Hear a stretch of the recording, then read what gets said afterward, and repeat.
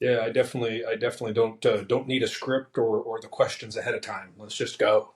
Let's go. All right. Well, it's Friday night for me on the podcast. We have Derek from Havok. He founded it. How long has it been? You've been in the industry for like 30 years or so. Yeah, Based off of our last conversation. Yeah. How long have you been doing Havok? yeah, the industry creeping up on I think 35 years, and Havoc's been just over a decade. Just over a decade. Yeah, So we kind of touched on your story, last time on the podcast, but that was like almost 2 years ago, I think. yeah, I think it's a year and a half. I looked it up. It was February of last year, so a little Yep. bit of time passed in the grand scheme of things. Year and a half. I'll link that in the this episode, but would love for me just to rehear your 2 minute story into the industry and yeah, specifically Havok, and then maybe even just like brushing up on where Havok is today. Yeah, I guess probably the quick synopsis on Havoc is best touched on by discussing kind of my story in itself.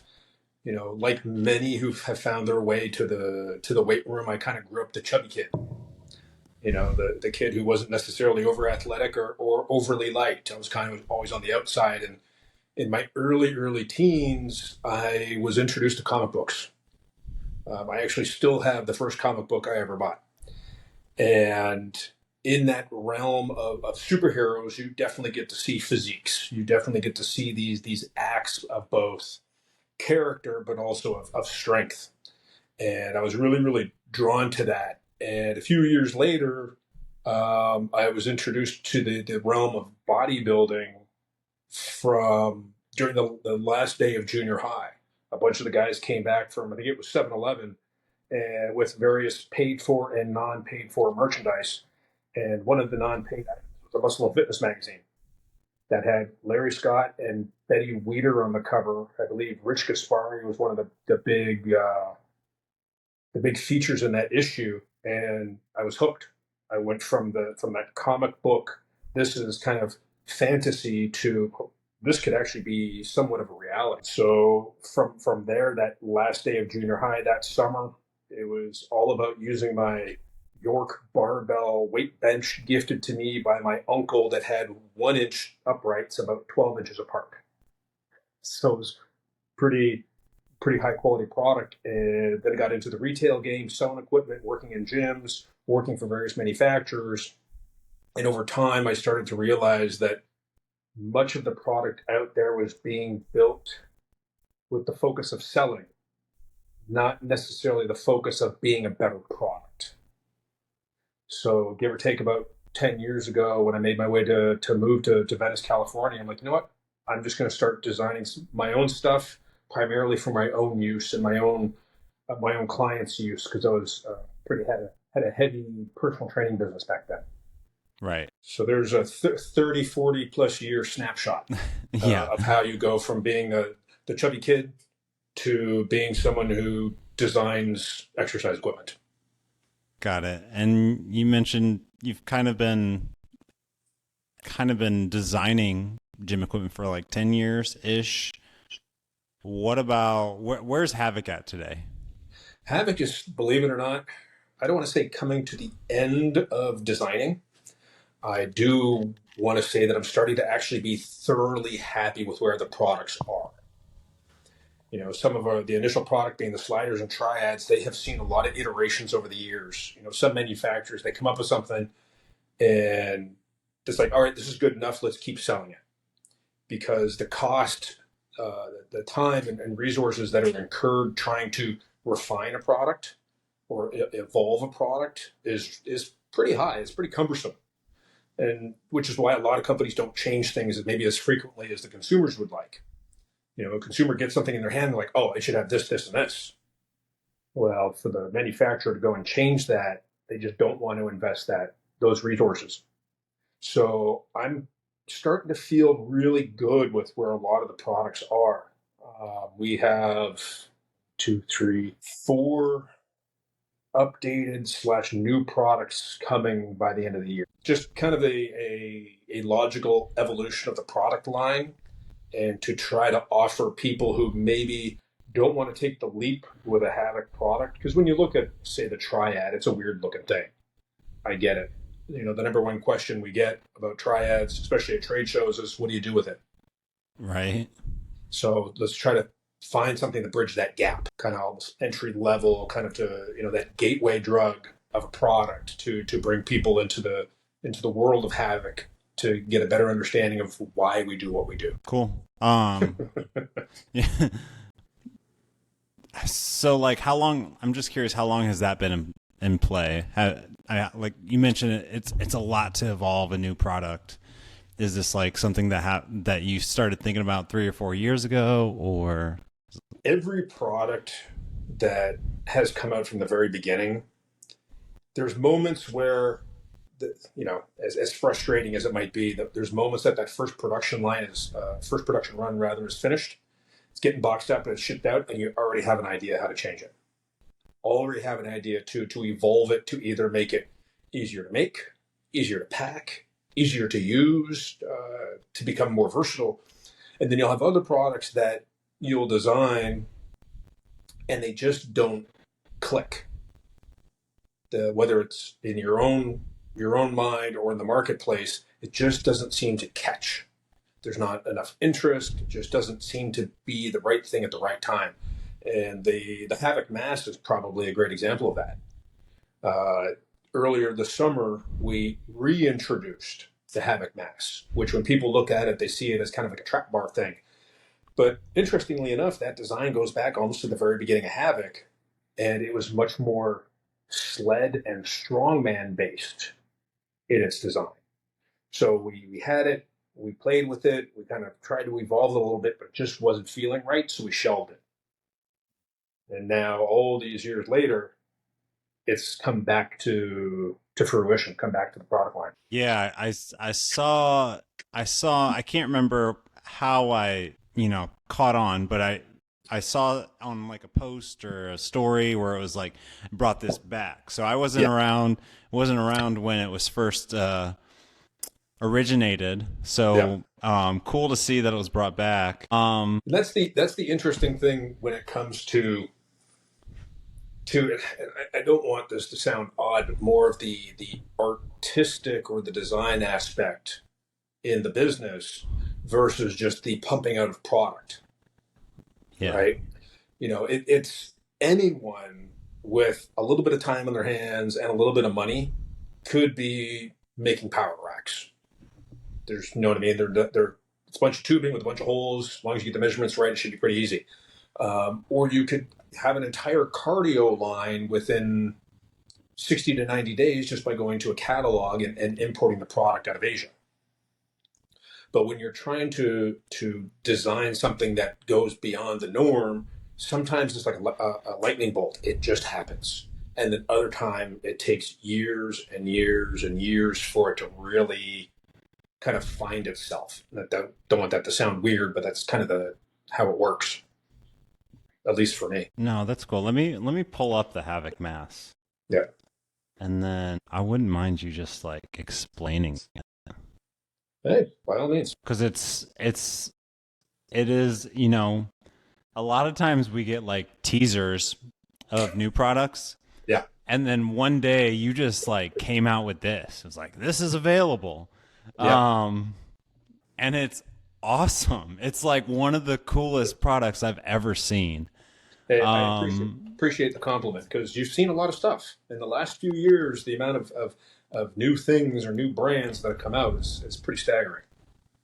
Yeah, I've seen just about everything. But yeah, I mean, if you wouldn't mind just like telling us about the mass, that'd be Now, cool. when most people say looking at that 360-degree video, we'll see, okay, it's a trap bar. Right. But unlike most trap bars, the mass is specifically designed to, just like our triads, offer multiple loading positions. So you went from that centered, traditional trap bar place to put the plates on, to now going to those four corners much more like a strongman frame. Now, by removing that rear connecting tube and putting the horns on the front, now you have some farmer handles. So the same implement is kind of handling three significant exercises that you would normally need different pieces for. Allowing it to have that rear connecting tube allows you to alter the width of it. So if you want I believe it's 23-inch width grip, it's there. Throw the pins in, bolt it in place if you want, you're good. Or you can go to 26 inches, or you can go to 29 inches. You get to select how wide that is. You get to select where you want that load to be positioned. And you also get to select whether or not you want the standard handles, or if you want to upgrade to larger diameter handles, much again, drawing from our triad of the 1.5 to 2.5 inch diameters. Now, the upside with those long handles versus the 5-6 inch handles you see on most trap bars is now you can start playing with different width grip positions. One hand forward, one hand rear. So it takes the premise of a trap bar and really kind of blows it up. It increases its versatility without dramatically increasing its cost. Now, you'll see the pricing on there. The intro price is still in effect at $9.99, which I get it. It's a hell of a lot more than some trap bars. But let's keep one thing in mind to begin with. The entry weight, the empty starting weight of the mass is 100 pounds. If we made it out of half the thickness of material, we'd get it down to 50 pounds. And we'd be able to dramatically cut the cost. So if I'm a consumer, do I want to spend $500 on something that does one thing decently well that weighs 50 pounds, or will I spend twice as much, get twice the weight, get far more versatility? There's customers for both. This is definitely on the upper end of build and versatility for a trap bar, which, as we just went over, does a hell of a lot more than just trap work. Yeah, definitely. So you can pick your grips, you can pick your color. We got two different colors right now, as well as custom powder coating for those who want to spend an extra couple bucks to get something matching to what they already have. Who's the first people that buy something like this? Because most consumers are going to wait for this to come out. Yep. Maybe they'll wait for a few reviews. Yeah. So who's the first people to buy this? We've already shipped the first very small production run, handful of units. The second batch, which is really being allocated to many of the first-time buyers, I would say about 3/4 of the people who purchased the mass are previous HAVAK customers.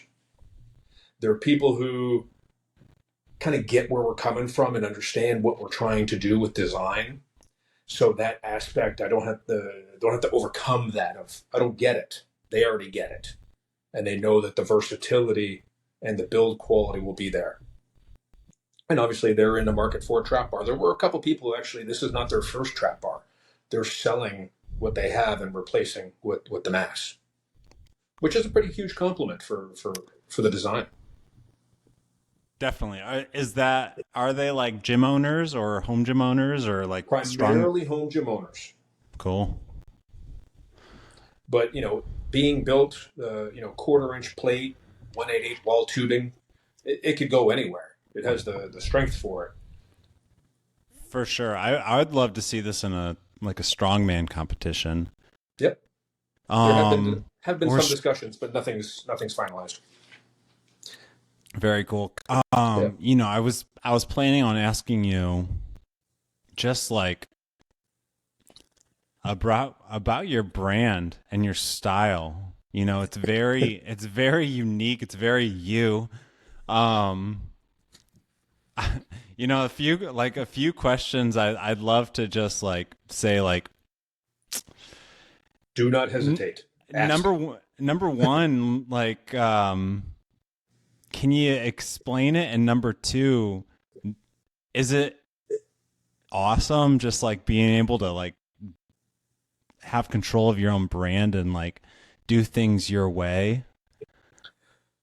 Well, to answer that question, there is much like anyone who is a business owner, whether they want to consider themselves an entrepreneur or not, there are some huge benefits if you're in a position where you're the one who calls the shots. It kind of removes that, oh, I have to wait for so and so to okay it, and I got to convince these people that this is a good idea. That's gone. However, the onus of success is entirely on you. You can point your fingers if you want, but if you fail, your product fails, you're the one who's entirely responsible. So I would say it's probably, or can be, maybe more challenging to be in a position of designing and selling your own products versus just working for a company. Kind of the difference of having a job where you just punch the clock versus taking that work home with you, right? It's a different creature. It's not for everyone, but sometimes I don't play well with others, so this is probably the better choice for me. Which I guess is a good segue into just the idea of the brand. This right here, it's not normal. I'm not normal. HAVAK's not normal. The designs are not normal. But some people like being normal, and I get it. And then there's other people who don't. There are people who want to push boundaries, ask questions, and really want to expand their experience of lifting and what it can do for them outside of the gym as well. And to parlay that statement into design, think of the benefit of doing a squat in a machine versus a squat with a barbell. Putting aside any physical limitations an individual may have, what is going to have greater carryover into the real world? Barbell, no question. Yeah. You have to adjust for those tiny little shifts, tiny little changes. You get to play with foot position and bar travel and speed and all those things, which are restricted on machines. And so going back to, say, let's call it the 60s or 70s, when the explosion of strength units really started happening, there were a handful that were multi-purpose, but the trend was towards single-purpose machines. There's your leg extension machine. There's your leg curl machine. There's your this machine, that machine, which is great. They have their place, but if they don't fit you or they don't allow for variety, the training effect is going to be very narrow and focused. And I don't necessarily know if that's ideal for everyone, especially if they're trying to make themselves more resilient and stronger for what they face outside of the gym. Like, you go on a machine and you can press 500 pounds of machine, great. But if you can't do 5 push-ups, we might have some discrepancies here, right? Yeah. So HAVAK is definitely different, and it's not for everybody. I get it, and that's okay. Not everybody has to agree on everything. Got it. What about? Actually, let me ask you. I see the question there. Just go with it. Don't rephrase. Just go. Well, you kind of mentioned, like, last time on the podcast, we kind of talked about, like, gimmicks. Yeah. And, like, there's a lot of things that kind of are hot right now.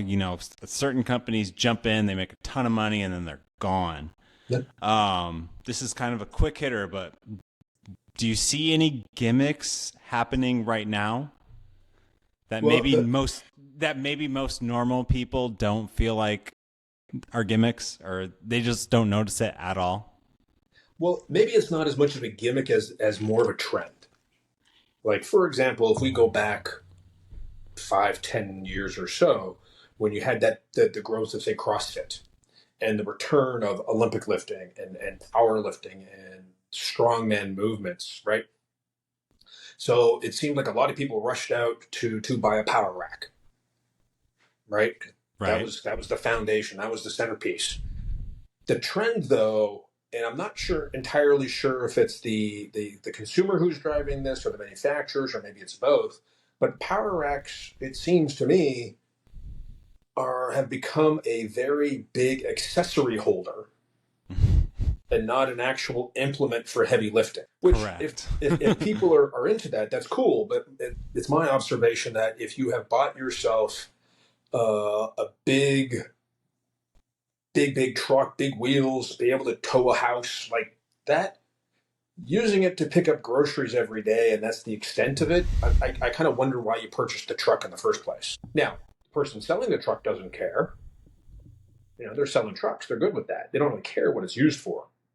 So for me, I just the gimmicks are going to come and go, and whether it was what the infomercials were back in the day or what the influencers are peddling today, the trend I have seen, and I've seen this happen before, is there's a foundational piece, and then it's a rush to see who can come up with the most bolt-on, add-on accessories. And I'm curious as to whether or not those accessories have actually made significant improvements in people's training and people's results. If they have, then great. But if they're doing nothing but making your rack look bigger, seems a little odd to me. Got it. Yeah, I mean, I think people are dealing with space constraints. I mean, I would say, like, I've had a home gym for 8 years, and I started off with a basic setup, and then, like, over time, obviously with, like, getting into the space as well, it turned into like a loaded gym. And I would say my workouts have gotten more convenient, but not like much massively amount better. So yeah. No, for myself, for the last, wow, I'm going to say 5 years, give or take, my training has consisted entirely of just a few sets of fixed triads. That's it. No rack, no bench, no bar, no plates, entirely triads. And a lot of that had to do with available space. Yeah. Just recently, just in the last week, or let's say the last few weeks, I have added an axle bar that I had welded up, as well as my own mass unit. So I did actually take one from the first production run, and that's going to be mine to use. Yeah. And I may start filming some content and start putting it out there, focusing on the stuff that it can do that we didn't just talk about. Yeah. I don't think people need to know how to do shrugs with a trap bar. I think people get that. But what else can it do? Right? What else can it bring to the workout? But like you said, the convenience thing is huge, and all the tools there have to have a purpose. They have to contribute to what the goal is. If they're just there, they're kind of superfluous and pointless, and I don't see any reason to have them. But now, going back to not being normal, everything in my wardrobe is black. Absolutely everything. And I wear the exact same outfit. I have multiples, the exact same outfit every day. Not many people do that. Some people like color and they want their variety and things like that. And it's just not my style. So my training equipment choices fall along that same. Yeah. Do you have, like, for me personally, like, this is my hobby, or like it's my job and it's also my hobby. So like I like to do a little extra. I don't have a fancy car, I don't spend a lot of time in my man cave, like I don't have a man cave. I don't like just chill. So like, I don't know what else, like, I do stuff around the house, but I don't take it to the extreme. I'm not like the biggest handyman of all time, and that's not something I like enjoy and want to get really good at. So like, this is my hobby, and I'm kind of always thinking about my gym and want to like make it a place. And I think there's a lot of other people like that. So I think that's just like a new thing. It's like this is my man cave. This is that. Do you have anything, like, do you have a man cave, or do you like have anything you like to splurge on? Well, the amount of lighting you see in the room right now is this is my office, the most it ever gets. I'm typically, working in here with no light, trying to do what I can with it on the computer to, whether it be the designing or operations or what have you. Hobbies, I'm pretty limited in that I'll enjoy a good, chill and watch movies. Like to go out for a good meal. But beyond that, my mind is kind of wrapped around two things alternating back and forth. One being training and equipment, and the other thing being purpose. And what people kind of have to deal with in their life to take them to their purpose, and what really keeps them on that path to feeling like they've had a fulfilled life. And that all stems through, believe it or not, death. I don't know how much we talked about that in the previous podcast, but it's funny.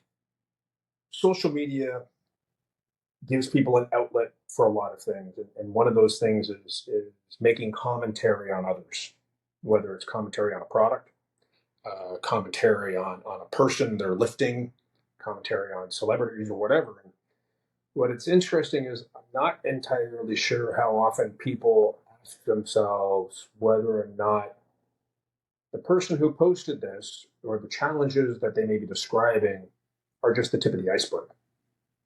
And are they dealing with other bigger, more important things in their life that maybe they're not sharing, that the comment really isn't needed and really not helpful. It's not constructive in any way. I have had a couple conversations this week with a variety of people who are battling some serious family health issues and recent deaths in their realm, in their world. So when people come up on, say, social media again and maybe talk some crap, it's like, is that really helpful? Do you really know what this person's going through? Do you think this is going to help them, inspire them to do more or to put up with more, especially from anonymous strangers online? So I just, having a hobby of discussing death and trying to be a sounding board and somewhat of a guide based on my own personal experiences, it doesn't leave a lot of room for for other things.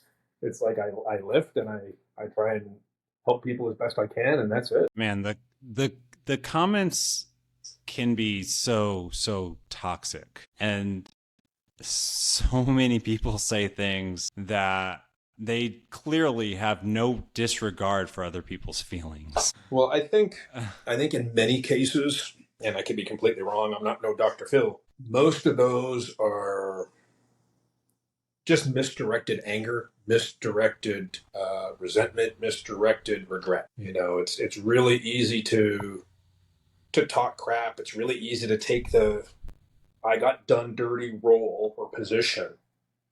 But the fact of the matter is nobody knows the full scope of any scenario or any relationship based on what's posted on social media.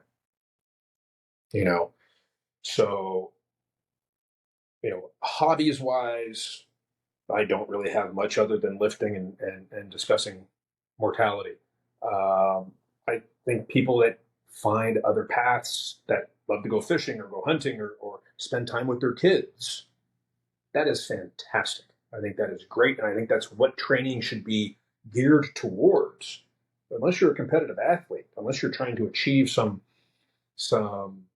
goal or some trophy, training is the outlet. It's a tool. It's not the end game. It should be a conduit to help you get to that end game. So for me, my training is as much therapy as it is I want bigger arms or something like that. Right. Training. I mean, training for me too is like I'm getting older too. Is just you mentioned longevity, or you mentioned like the end. I feel like training is a way to, obviously you can't really control what happens, but it's a way to extend, at least for some people. It's a great way to improve the quality. And the quality, yes. Yes. Let's say, for argument's sake, your end date, your expiration date is fixed. For those who believe in destiny, it's fixed. Yeah. So you can't change how much time you have between now and that date. But you can improve the quality of it. You can improve the quality of how physically, mentally, and for lack of a better word, spiritually you function between now and then, and how those things affect those around you. So when people are talking crap, that's just their own stuff coming through. They're pointing one finger at somebody else, but forgetting that these other three are pointing right back at them. You know, so that again circles back to the idea of what equipment are you buying? Why are you buying it? How are you using it? Is it getting you to your end goal? Now, if the flex is just to have the biggest gym in the neighborhood with the most amount of pieces from the most amount of manufacturers, cool. You're a collector. That's super rad. Some people collect troll dolls. Some people collect exercise equipment. Fantastic. But if you're in it to lift, if you're in it to improve yourself, improve the quality of your life and those around you, that makes that I resonate more with that. What about 2022? Wait, no. It was last year. It was a year and a half ago. Yep. We were kind of discussing like the community as a whole and like who it supports, and just like you kind of like you show who you support by who you bring into your gym.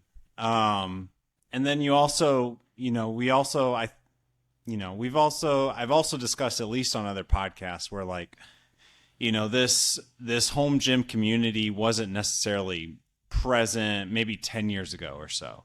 So like nobody really cared about who was innovating what, or like there was no feedback as to like, this company's knocking off them, or at least like it wasn't in a social manner. Have you noticed any improvement, or have you noticed any change in the home gym scene as far as like supporting the creators? I think to a certain point, and I think a lot of that has to do with it. If you have, say, two companies or two brands, and one is getting knocked off, for lack of a better word, on a consistent basis, but nobody really knows about them, or maybe don't value them as much, there's less chatter, right? There's less uproar. There's less, oh, you guys, blah, blah, none of that. But if you get somebody who maybe doesn't contribute as much to the sport or to the realm as company A, person A, but they have a bigger following or an even more vocal following, people who are eager to get on their devices and voice their displeasure, then you'll see that uproar and the 15 minutes of fame that may come of it. I don't foresee any significant shift when it comes to companies or just individuals for that matter, because really at the end of the day, a company is nothing more than a group of individuals um, doing and justifying what they think is in their best interests, regardless of what their mission statement may say. You're going to have people who will either knowingly piggyback off of somebody else's efforts or unknowingly do it and then not really take a step back and admit that they have done what they've done. Because two people can have the same idea working on the same concept at the same time, but one might get to market first. That doesn't negate what that other person has done, right? And Right. I think moving forward, personally, what I'd like to see is more people accepting the fact that no one's really invented anything. Like the most recent one being the lever arms. Right. There's pictures of Bill Pearl doing a lever row, and the book was published, I think, in the 70s. So just because you took that stick and bolted it to something else, it doesn't make you Einstein, Yes. right? So, but again, this goes back to something we talked about earlier about purpose. Why are you in this? Why are you in this space? Are you in it to lift, to have fun, to meet people? Are you in it to try and make money? And if you're making money, how are you doing that? Are you doing that transparently, or are you doing it maybe a little shady? Are you, claiming to be the good guy, but meanwhile you have made your money ripping off other people? Like there's all kinds of crazy nonsense that is going to occur with human beings and human beings with money.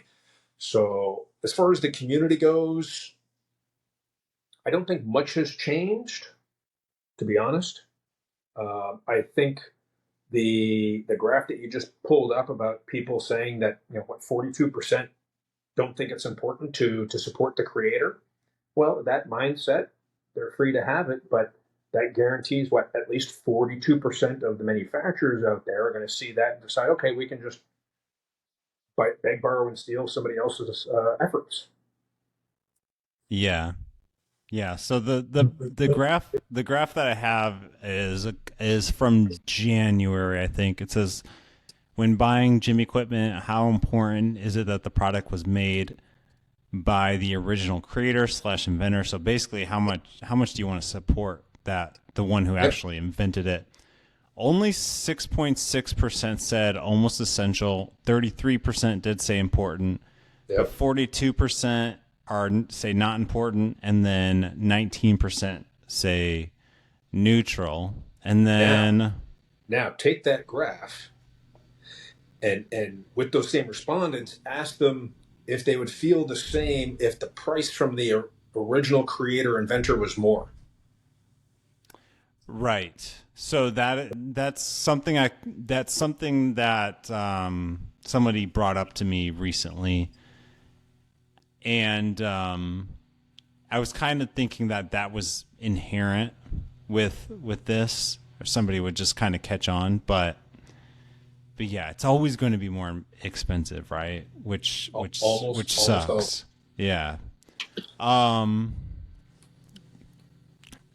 I will, and then we recently did a survey where it was like, are you less likely to buy from companies that knock off other companies with their products? Mm-hmm. In 2023, that number was 41%, and then in 2024, that number was closer to 53%. So, Yep. like, I think it's still like a number that, if you're innovating, it's less than you'd expect, but it's Yeah, better and than it was. which explains why there's so few people actually innovating. Like it's one thing to use a bigger bolt or a different color, or let's go, let's put that part over here instead of over there.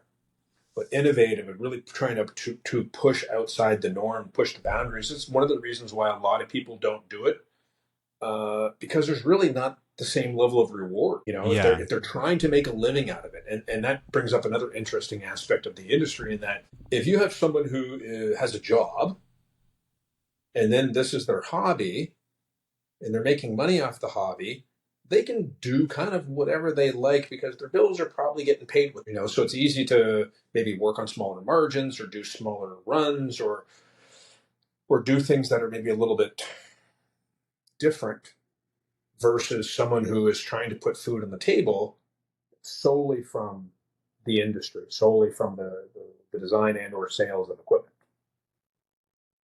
Not that one is better than the other. It's just something that I think definitely affects the decision making certain people have as to whether or not they're how they make the product and even maybe who's buying the product. Yeah.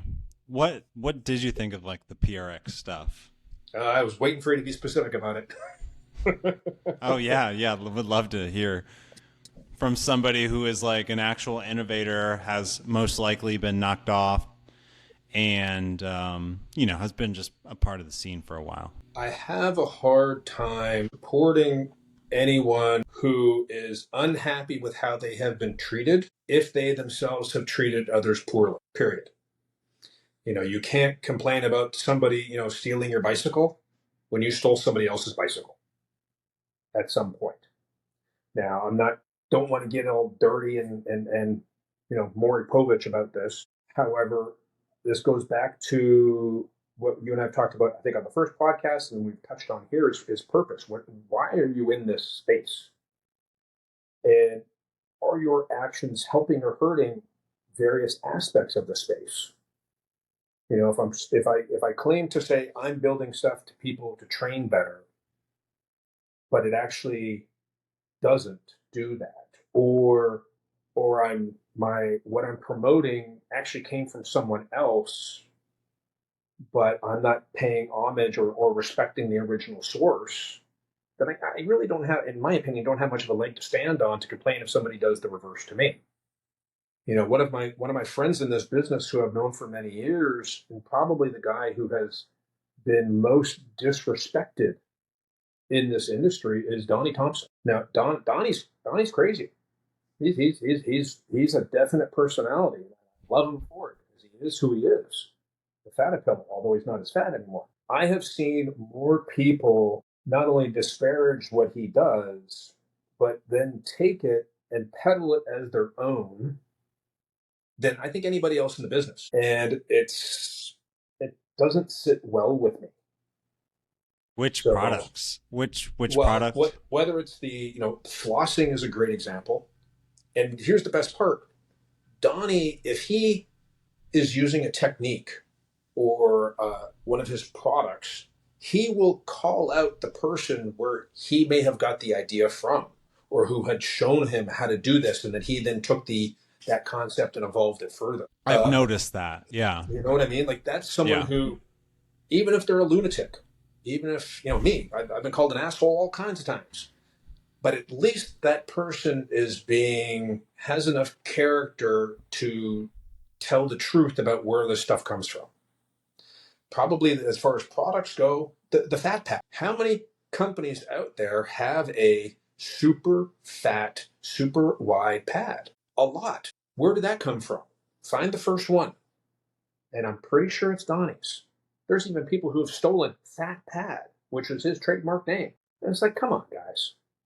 Like, if you want to offer that as a product, why would you not contact him and say, hey, we want to make one. We're going to make it in China. We're going to make it over here. We're going to make it in purple and pink and whatever. We'll give you a couple bucks. That would kind of be the right thing to do, at least in my mind.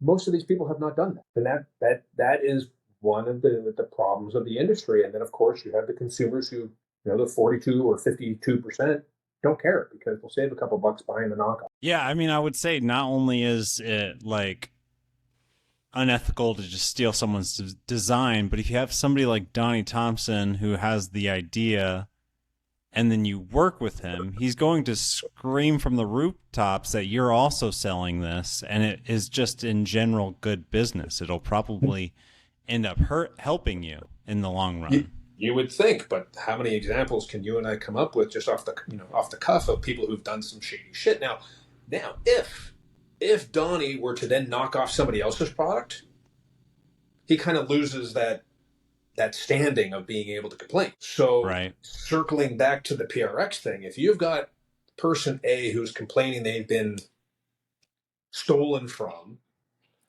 they best make sure that they have not done the same to others. Well, I think too, what makes it muddier is like laws and like different countries, and like where does that play a place as well? Because like, laws have absolutely nothing to do with morality. Okay. And to quote, good old Louis Simmons, your morals are your morals and my morals are my morals. And as such, if you're going to conduct business, whether it's business to business or business to customer, what have you, who you support, who you work with speaks to that. If you go to a restaurant and the food is great, but the owners are dicks and they treat their staff like crap, are you still going to go? That's up to you. No. I mean, no, most likely no. Right. Yeah. So if you're buying equipment, but you know that the company has a history of ripping people off, of copying stuff, and not giving proper credit, what does that say? Are you doing it because you're saving a couple bucks? Okay, that's cool. It's your money to spend. Just understand that there seems to be some discrepancy here. I think it also depends on how good the food is. Well, yeah. But, yeah. That's an interesting concept. So, but it's one of the original people who taught me selling. This goes back to the 90s. He drew analogies with dating. If you're dating somebody, you're in a relationship with somebody, that's the exchange. That's the back and forth. So if you have someone who maybe complains about their ex-boyfriend or girlfriend or whatever did X, Y, and Z to them, and then that person does X, Y, and Z to you, it's a little off. So From what I know, PRX released a product that is not unlike other products that have come before. Now, whether or not they had conversations with other people about the product, individual products that those people were doing in good faith, not in good faith, nobody was in the room at the time those conversations occurred. I don't think anything that is involved with that particular design is overly earth-shattering. You know what I mean? How long has the concept of a universal joint been around? How long has a rotary arm been around? They're not necessarily highly innovative and new ideas. How they were being implemented was cool. The fact that that rotary was an add-on was smart, but to take the add-ons and put it to a unit, it was a whole lot of fluff, but not a lot of substance. That whole debacle, and it could have been handled a different way by everyone. Yes, I think everyone kind of admitted that. So, to the industry, is it changing? Not so much. I think what's going to happen probably over the next few years is you're going to see some players disappear. There might be some consolidation. I think it's not a very consumable product, right? You don't need to buy a power rack every year. So there's a finite sales that are out there. So there's that ebb and flow of purchasing. And there was a huge influx of buyers during that whole COVID scenario, that nonsense, which ultimately will have to be squeezed out of this year or next year or what have you. So it'll be interesting to watch the space. Innovation, some stuff may just pop up, may pop out of nowhere. Somebody you've never heard of before may bring something to the table that just blows people away. Everybody will want one, which is great. My hope is that happens, and that those who have the means to knock it off don't. Yeah. You don't to borrow from Gary Vee, you don't have the tallest building in town by tearing everyone else's down. If you want to be bigger, you want to be badder, do that on your own steam. Don't do it by sabotaging other people. Yeah. Right? So again, that's just the opinion of one person sitting in a very dark room in the middle of nowhere. No, I actually saw it was a LinkedIn post by like some sort of, like I think it was Fit Insider, and it basically just listed like 15 different consolidations, or like one company buying this, one company buying this. It wasn't the home gym space, but it was all within like the fitness realm, and most of it I think was actually gym equipment. It was more like Hydro bought this, like stuff like that. And I was like, yeah, I can definitely see that like coming along into the home gym industry. Yeah, and that kind of stuff happens in kind of in spurts too. Like if you go back in time, there were companies by the name of Cybex, Trotter, Tetrix, and Life Fitness. They were all 4 independent companies. Some of them had crossover products, but if I'm not mistaken, all of the good products of those product lines are now all owned by Life Fitness. Yeah. Now that's much more on the kind of cardio spectrum. It could very well happen in strength, but we'll see what happens. Yeah. I mean, what about you? Is that like, how do you think about that? Like, you have these triads, you have the mass, you have like very unique products that undoubtedly could catch. Like they could catch, right? Like all it takes is one company to say, whoa, these are awesome. Let me manufacture them. Yep. Is that like your dream, or is that on your radar? I mean, I'd love to hear you talk about like potential of that happening. I have always said that I'm always open to the conversation. I'll always take the call, always do the podcast, because you never know where things will lead. As you may recall, when we talked last time, Kabuki was licensing the Triad design from us, from HAVAK, and it was being sold as the Q-Bell. Yes.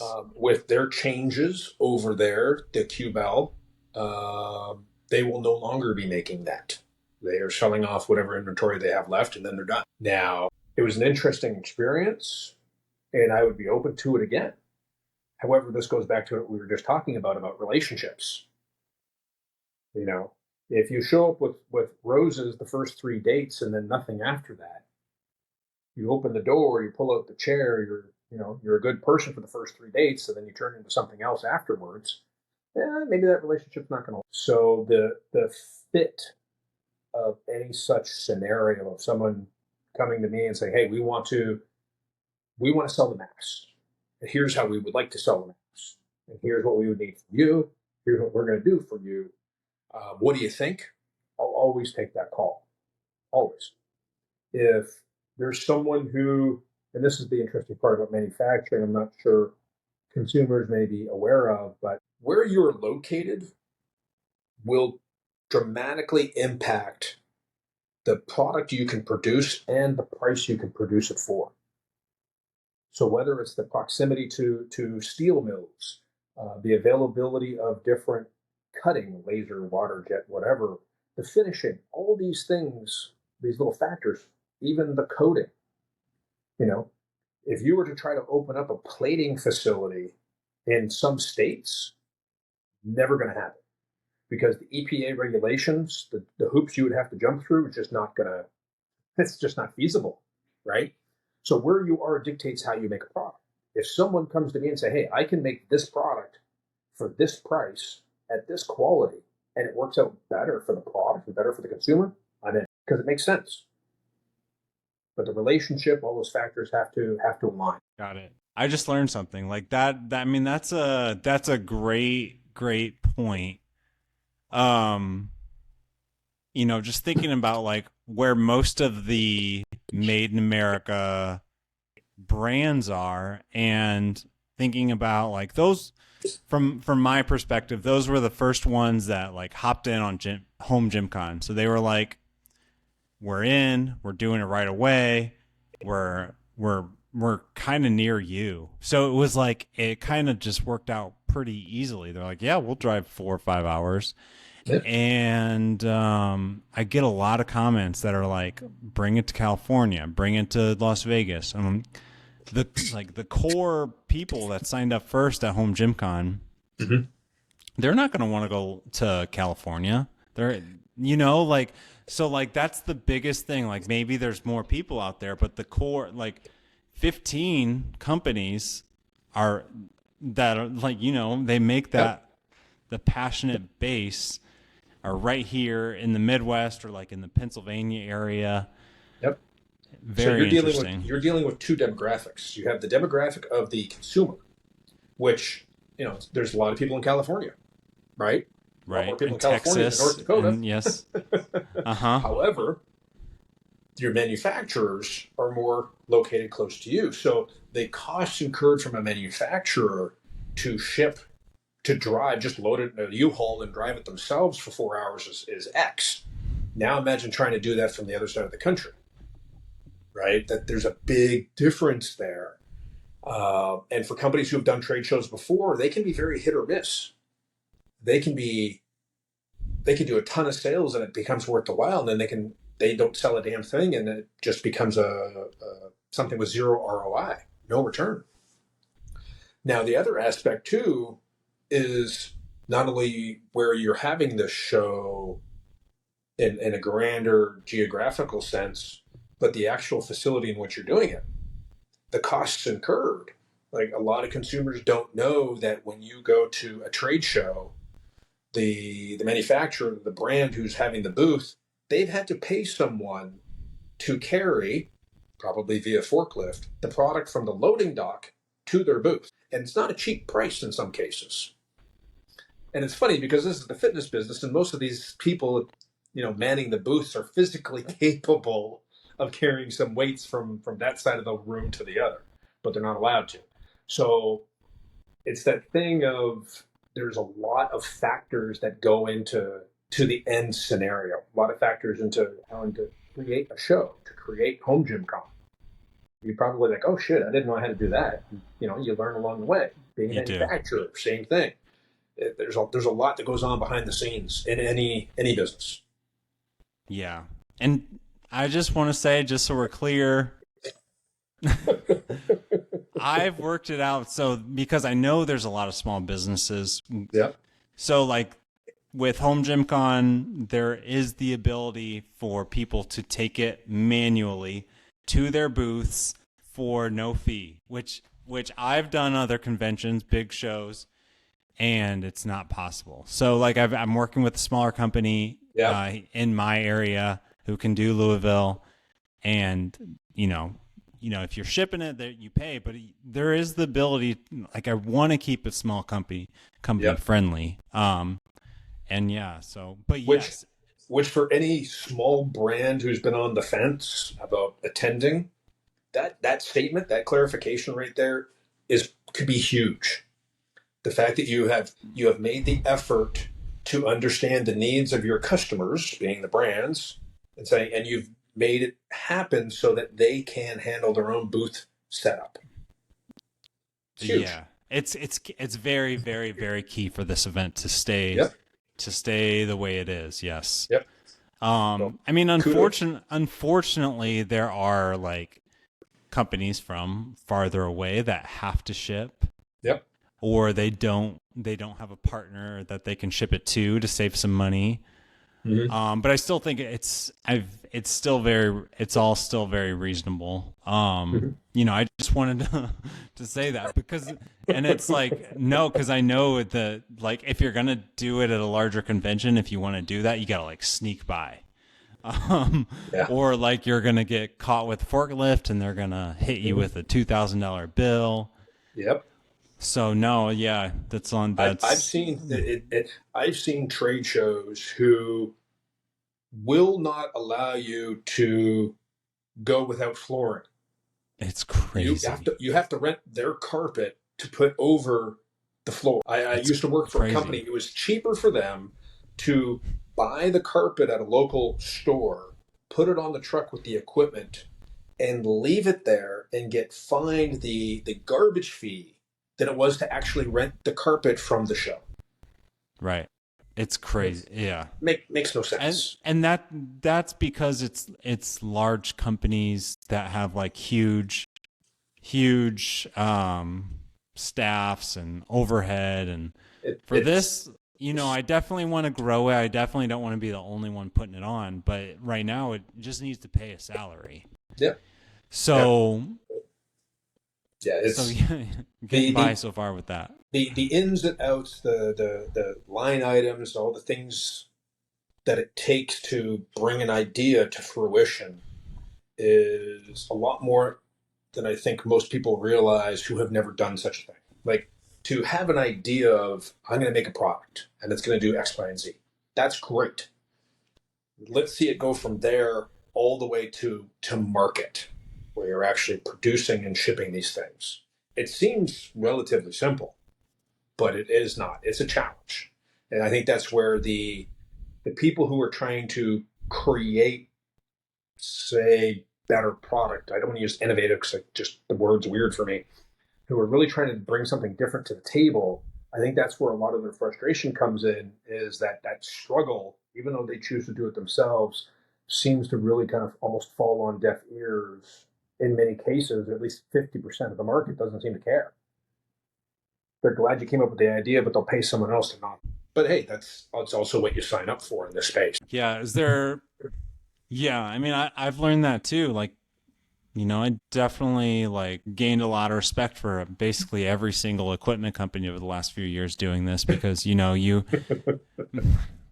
and it's still different, but I understood better because Yeah, I put the company on the line once, I put it on the line again, and then I put it on the line a third year.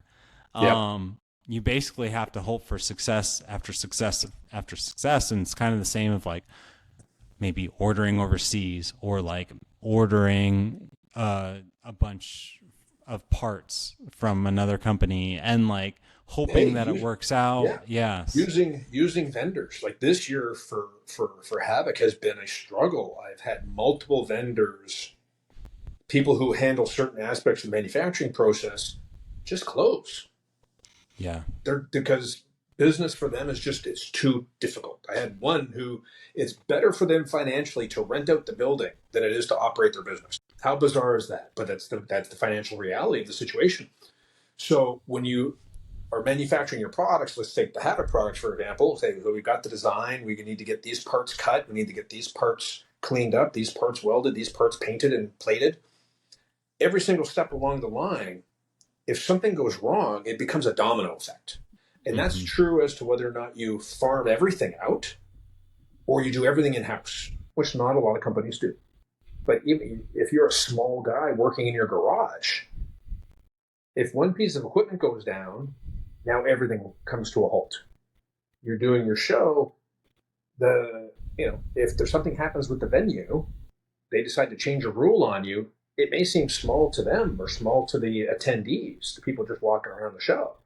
But for you and your vendors or your brands, it can be catastrophic. So how do you adjust to Yeah. that is probably the one of the biggest challenges of the space from a manufacturing. Yeah. And then, hey, going back to your earlier question about partnering with people, sometimes it's great, sometimes it's not, and sometimes it changes. You just gotta roll with it. You got to decide, is the juice worth the squeeze? Have you seen a perfect partnership? No. No. In my time, I have not seen a perfect partnership. I think the best scenario for everyone involved is you have the company who wants to acquire, and you have the company who wants to sell, or person who wants to sell, whether it's a single product idea or the whole portfolio. They get bought, and that's it. The guys with the money, they take that ball and they run with it. Whether they succeed or not is entirely up to them and does not necessarily directly affect the person who is selling that idea. But then that person has to be comfortable with the idea that they've just kind of sold off their baby. Mm-hmm. And what happens to that baby is no longer their concern. And that's hard for some people. Want to give up their baby. Interesting. Well, let me ask you this. So, have you had much communication with like larger companies? Have you noticed like their style? Like, do they like actually care? Is like if you're not speaking to the owners, I is think it I know more? what you're saying. And I don't know if it's the size that matters. I think it's the people. If you have someone or someone's at the helm of a company who maybe are enthusiasts, they're not in this necessarily for the biggest, fastest, easiest profit possible, but they like the space. Those are people that I think will value the little person or the smaller brand or idea more so than someone who this is just a numbers game. And sometimes success changes people. Sometimes you have a company that starts off in a garage doing one random product and then they become a much bigger company. And while they may have been upstanding in the beginning, they may have turned maybe a little greedy or a little bit more, um, well, for lack of a better word, a little more evil than they were before. That success maybe has kind of turned the volume up of certain aspects of their character. So I don't think bigger ones are necessarily worse off than smaller to deal with, but it really comes down to the person or people involved. Because hey, there's some small business owners that are total dicks, right? Yeah. It's human beings. It's you're going to deal with a variety of types. Yeah. What about, you mentioned a few things, but I think a lot of this community doesn't care, but there's a lot of people that, they do care about the innovators. And I do think that it's gradually going up and they want things done the right way. And they want to know like the process. Is there like, you've talked about a few things, but is there anything else that you would really want the average consumer to know about like a small business other than like, the things that we already talked about, like the margins and putting it all on the line? And I understand, and this is going to sound really strange, so I hope it makes sense in the end. But if you watch any kind of movies that touch on apocalyptic events in society, a lot of shit goes off the rails really quick. And then usually you'll find that there's groups of people who decide to band together. Sometimes it's the marauders and the ones who are just out to rape and pillage. And then you've got the other people like, okay, look, this really sucks. This situation's horrible. But if we work together, we can actually do the best we can. It's not unlike business in that people can choose who they want to deal with and support who they want to support. Um, if they're wanting to just get what suits them and their best interests, that's cool. I get it. I think it's important to understand that especially for the smaller brands, many of these people are trying to support their family. So if you go out of your way and say, well, the guy over here is selling the same thing for $5 less, and I don't care who came up with it. Okay, you clearly don't have the same sense of appreciation maybe for the efforts people put forth. And I just wonder if they maybe put themselves into the shoes of these people and understanding what those decisions kind of play out to, you know. But people are free to do whatever they like. If some reason they don't like me because of how I look or how I sound or what I say, that's cool. I get it. I won't hold it against them. However, for myself, I want to surround myself with people who I believe have true intentions and are actually trying to help others. It's easy to help yourself, focus on yourself. You make the money, but who is actually trying to help other people with their struggles or with their results? Like, how many of these companies can you send a DM to and say, hey, I'm using your product or even somebody else's product for that matter, and this is happening, or I'm not getting the results I'm looking for? How many of them are going to respond back with a genuine answer?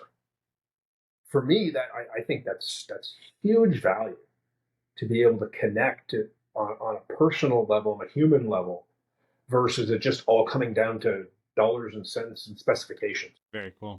Yeah. And at So least, hey, true. that's kind of how I operate from a consumer point of view. You know, there's plenty of restaurants out there, but my gal and I go to this one restaurant probably once or twice a week, every week, guaranteed. Why? The atmosphere is great. The staff is great. The food is great. And it makes the experience as a whole very worthwhile and something we look forward to. Like, how many restaurants can someone walk into where the entire kitchen kind of stops what they're doing and says hi to you? Or you have a bunch of staff member coming up to you and hugging you, asking you what's going on. Like, it's that that family atmosphere, or as the common phrase in Hawaii is the ohana, that feeling, I think, is what's really kind of missing from the fitness game. You have some people that kind of connect and they're friends, but there's this, maybe it's the fact that we're all a bunch of meatheads lifting weights. Maybe that's the problem. We can't get past our own egos. Who knows? But that's, I think, what would make this industry so much better, is actually helping each other achieve those goals. You know, one manufacturer helping another manufacturer with a product that they know they can do better, and then both win. Yeah, cool. I need to get you out to Home Gym Con because I think that's kind of the start of something. Yeah. You see some of that. You know, obviously, you want more than just hundreds. You want like the whole community to have that kind of feel. But Yeah. yeah, that's cool to hear. What about you've mentioned movies the last two podcasts. Let's end it with what are some movies that I need to see? I've literally gone like the last, I don't know, since I've like started being an entrepreneur, all of my like extra time has gone to this. I'd love to get some movie recommendations. Well, I guess it kind of depends. There's the movies that you leave your brain at the door and just have a good laugh. Like it's because they're absurd, but they're entertaining. And then there's the movies that maybe get people to reflect and maybe get people to think a little bit more or are looking for inspiration or maybe learning something they didn't already know. The movie industry is entertainment is very interesting in that regard. Myself, circling back to the beginning, I was kind of raised on comic books and movies. That is where I seem to have pulled many of my beliefs and how I choose to operate. As far as a kind of leave your brain at the door and have a great giggle, if you're into the genre even a little bit, you gotta go see Deadpool and Wolverine. Okay. It is, if you know anything about the Marvel Universe, anything about those characters, it's a blast. It is absurd, but it's a blast. A friend of mine went to go see it who has nothing to do with that space, and he loved it just for the soundtrack. So there's one. Um, One of my favorite go-to movies, Motorcycle Diaries. It's been out for many, many years. It's subtitled, you know, but the story and the message that's in there is something that really kind of hit home for me, and I try to keep at the forefront. How about if people want to have a general idea of what's really happening in the world right now, go watch V for Vendetta. I have seen that It one. That's is classic. it is frightening the similarities of what seems to be or seems has transpired. And it's not that I'm some tinfoil hat guy, but history has a tendency to repeat itself when people don't pay attention to it. So there's another one. Um, for the lifters out there, I've actually met lifters who have never seen Pumping Iron. And if you can, watch the 25th anniversary version of it and watch the extras because I think it's about a 5 or 10 minute documentary available at the end that goes almost kind of behind the scenes and interviews some key players 25 years later. And it's pretty interesting because if you watch the movie and you're like, oh, well, so and so said this, this, and this, or did this and this, and then you watch this documentary after, it's like those motherfuckers. It's not exactly what you think it was. So that would be really entertaining for the lifters out there. And then the last absolutely dumb thing that my gal and I watched was Abigail. I don't even know what that is. Well, you'll see if you look at what's called the key art, the poster. You're probably going to see this little kind of young ballerina girl. Yeah. Oh, Well, yeah, I a see bunch it. of bad guys decide to kidnap her because she's the daughter of somebody very rich and powerful. Doesn't go so well, but ridiculous and entertaining. Okay, cool. Awesome. Well, good chat. Anything else? No, I can't think of anything else. I have a bad habit of rambling and going very much off topic and maybe going a little deeper than the question required. But the fitness space in itself is, I think, good-hearted at its core. Most people are doing it because they want to make something better. Um, Maybe there's just sometimes money gets in the way of doing what's right. Yeah. All right, man. Well, yeah, like I said, good chat. Let me just end it. Hey, Thanks for taking the pre- time. appreciate the time. Happy to connect anytime that works for you. And again, if there's somebody who's listened to this and has some questions about what was discussed, or that topic, that hobby of mine of death and mortality, I'm not hard to get a hold of. All right. Sounds good. All right.